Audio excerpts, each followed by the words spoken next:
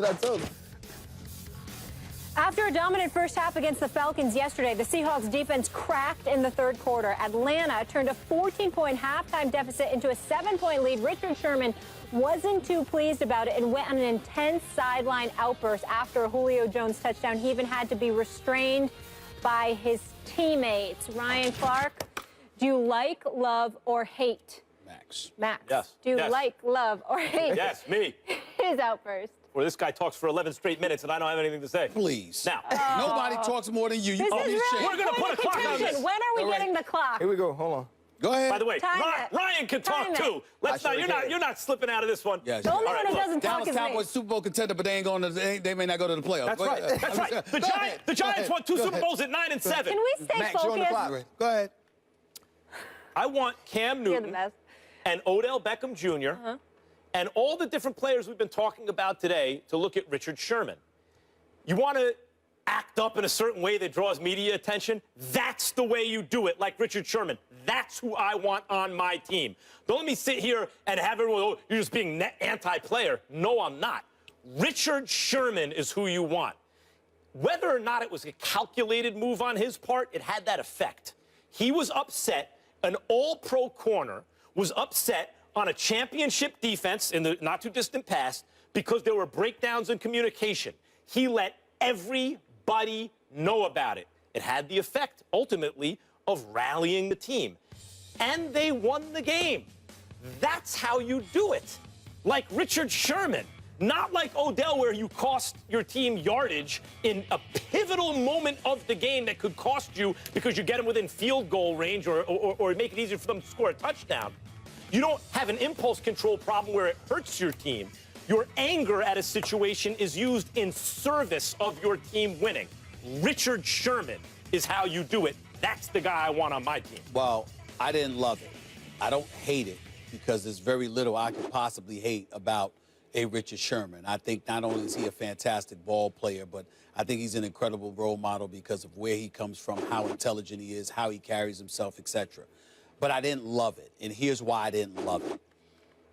First of all, the guy Kelsey McCray that you really had a problem with for Julio Jones getting that wide open touchdown pass.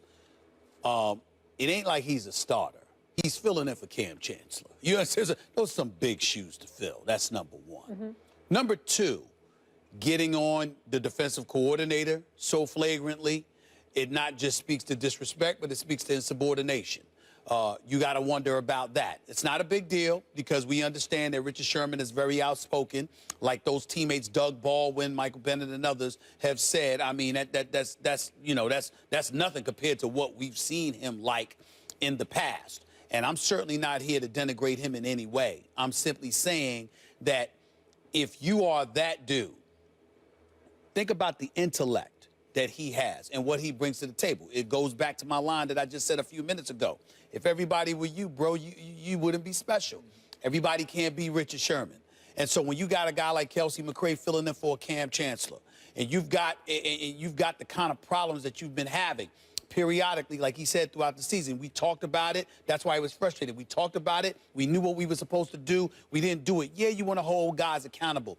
But when it's something that flagrant where everybody feels the need to rally together and rally around you, not just on the field, but on the sideline, you're giving the impression that you're completely out of control. Those other guys that have been through the fire with you might be able to handle it. But some of those newbies, you never know what kind of effect it would have on them. It worked out yesterday, but you got to think about that sometimes simply because they're not the regular crew that you always had. That's what I got from it. Time.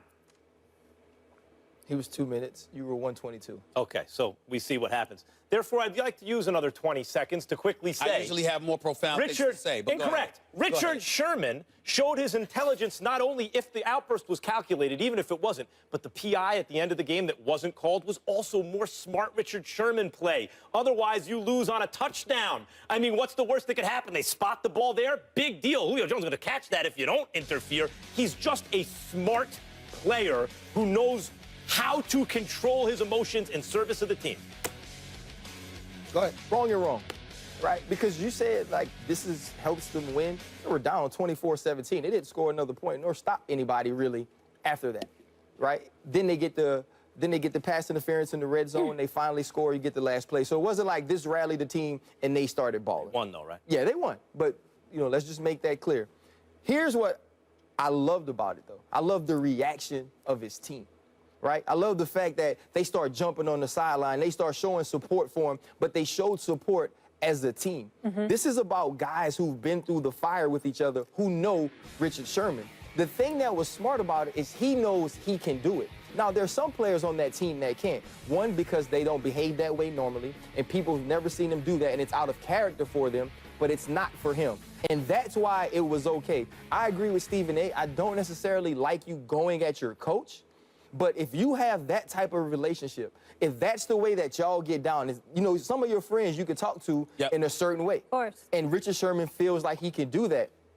The craziest thing about it is the only person who played man on the play was Richard Sherman. So if it's a miscommunication, it may be 10 other people communicated one thing. Rich didn't. They came out with one receiver. They motioned the tight end outside of Julio Jones. I'm sure there was a check to be made there, and they locked it up. Julio runs down the seam. It's a touchdown. So I understand his frustration. I actually like that he cares, because Coach Tomlin used to get on us after years and years of being good. When we would make a good play that we just thought was good, we dap each other off and walk back. When there was a problem, we always felt like, it's okay, guys, we can fix it, because we had been there so many times. What it showed me yesterday is he still has the same fire it took for him to become one of the elite quarterbacks in the league. Well, there's no question about that, but the reason why I interject is because of this. Pete Carroll was quoted after the game as saying that the mistake that happened afterward, another touchdown play, he said it might have been residue from that situation. So again, we're talking about everybody may not particularly being able to handle things coming from a Richard Sherman. It doesn't make him wrong. It just means know your personnel around you enough to know that some cats may take that the wrong way. It may not handle it. It may not be strong enough to handle it. And listen, this isn't the first time, right? It's just handled differently with different players. Remember last year, Carolina Panthers streaked down the seam to Olsen, Cam Chancellor, Richard Sherman, Earl Thomas. Is a miscommunication. He's wide open. They have the conversation. It was a different conversation, obviously, because of what you said, the two people involved. When an all-pro player and Super Bowl champion sees a miscommunication leading to scores against the team and has a temper tantrum about it to try to direct the team's focus toward that miscommunication, that's smart. That's not bad. Listen, I don't mind it. I don't mind it. But what I'm saying is it's the reaction to it that made it a good call, not necessarily the fact that he reacted that way. Smart at the end, too.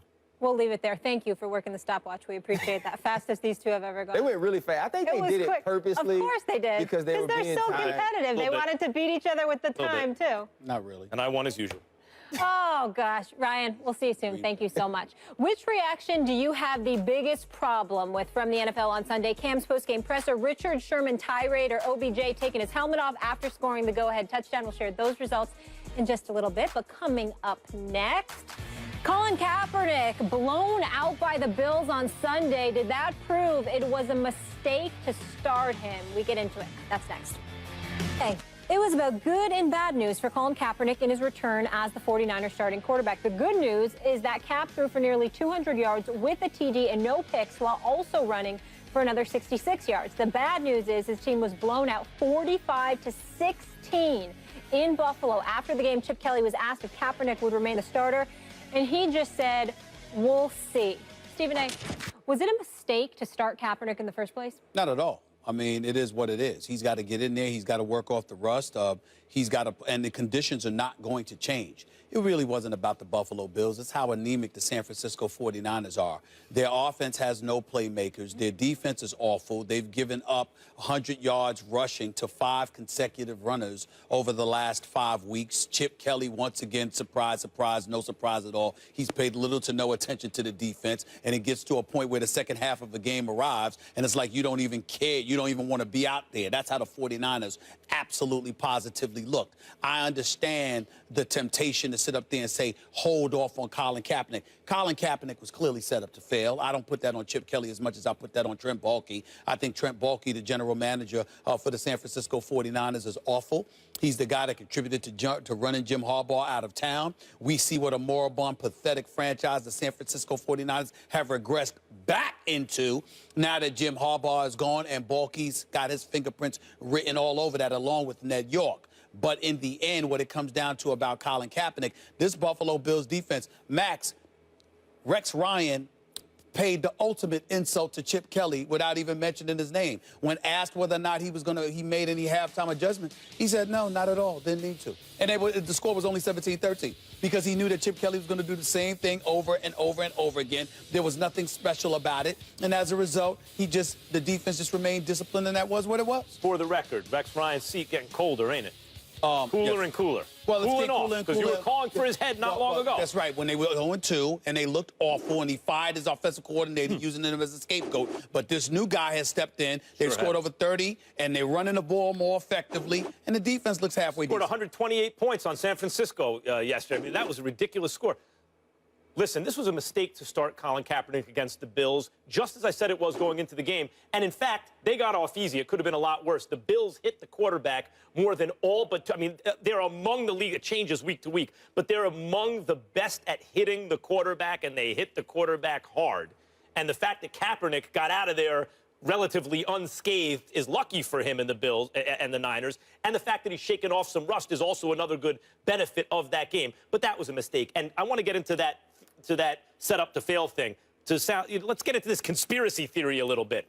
First of all, they negotiate out his injury provision, so they're not guaranteed money. He doesn't get guaranteed money if he gets hurt, but they buy him an insurance policy. The insurance policy is much cheaper for the team than actually paying out the money. If he does get hurt, the insurance company pays out the money. Good point. Then they start him against a team, a vicious defense that's been hot, on the road. Now, why would you do that if you want your guy to look good, if you're trying to win? That doesn't make a lot of sense to me. Now, okay, so he got out of there without an injury. They're not out of it that way if you follow this conspiracy theory. I'm not saying I subscribe to it, but I do subscribe to it. It is interesting. That's my point. And then you can now sit back and say, well, I don't know who's better, Blaine Gabbert or Colin Kaepernick. They're kind of similar. And in fact, this version of Colin Kaepernick is similar to Gabbert, and he won't look any better than Gabbert if you start him in Buffalo. They should have waited till he's at home against the Bucs and start him then. It's not similar because he made plays with his legs. He was the leading rusher for the team yesterday, and that's something that Blaine Gabbert would never do. In the end, what it comes down to is this. Colin Kaepernick, there is no doubt that he brings more weapons to the table, and he should have been used earlier as far as I'm concerned. I think he has been set up to fail. I wouldn't put it past the 49ers at all right now because I think based on the whole Jim Harbaugh situation, a legitimate argument could be made that they appear to look like a corrupt organization. I really think that's fair. But this is what's odd to me. I know what you mean. I'm saying there are reasons to go into that conspiracy theory. What's odd to me, though, is Chip Kelly offense. We're going to run a lot instead of short passes, because short passes, there's a possibility of turning the ball over a little more than a running play, right? There are more variables. And when we take shots passing, it's going to be down the field. That's Kaepernick. Kaepernick is the right quarterback for that system. Why hire Chip Kelly for a Kaepernick team if you want to set him up? I totally agree, but my point is that, hold on, I see what you're saying. You're saying that why hire Chip Kelly if you want to set Colin Kaepernick up? What I'm saying to you is that the whole setup process began after Chip Kelly arrived. I think that Balky with Chip Kelly in terms of their mode of thinking. I'm not saying Chip Kelly himself is involved in this, but to hire Chip Kelly and to bring him in after his history in Philadelphia, to follow that up with Kaepernick not wanting to be there, to follow that up with the Kaepernick protest, to follow that up with Kaepernick's contractual situation, and you weren't able to unload him to Denver, all of that stuff. I'm looking at how things unfolded, and in the aftermath of Chip Kelly's arrival, I agree. That's where I'm at. There's plenty of evidence to support a conspiracy theory there, and when you think about starting him at home against the Bucs, a much worse defense in a town that you'd think would be more sympathetic to Kaepernick's cause, at home especially, versus Buffalo on the road, a place where there was a vendor outside the stadium selling Kaepernick T-shirts with his face in the crosshairs.